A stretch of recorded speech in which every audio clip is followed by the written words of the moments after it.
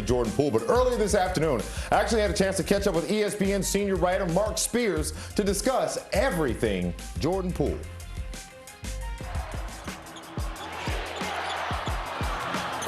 Unpack for me the Jordan Poole that you are seeing in present, because we're coming off of a big win against Denver with the game winner, and you saw the chemistry between the young players. We loved it. Obviously, it's a big win for the district, but from a distance, what are you seeing? I saw that Golden State, man. The one thing that's interesting about Jordan is he came to the Warriors in a really disarray time, right? He came during COVID. So he also came during a time when Steph was hurt, Clay was hurt, Draymond was hurt. And so he went from spending a lot of time, and a lot of people don't know, he spent a lot of time with the Santa Cruz Warriors in the G League. And they basically, in the G League, they're like, just do you. And he embraced the G League, which I think might be interesting to ask him about that at some point, which I think was brilliant for him to do that. He didn't have an ego about it. He went down there and because he wasn't playing a lot at first during his first season, but he was killing down in the G League. You keep hearing Jordan at 35, Jordan at 32. He had these big games. And then the Warriors had a bunch of injuries, but it led to guys like Jordan getting huge opportunities. And so I think that season allowed him to make some mistakes without getting snatched off the floor, right? Allowed him to gain some confidence.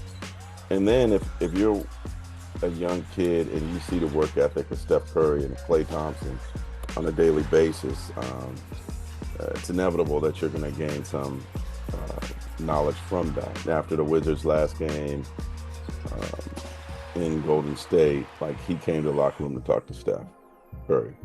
So I know that there's still a lot of love between those two guys, man. When you talk about the confidence that he was able to gain from Steph, I'm able to watch him now hand that to the younger players. I'm thinking about a Keyshawn George, a Bub Carrington, obviously Alex Starr.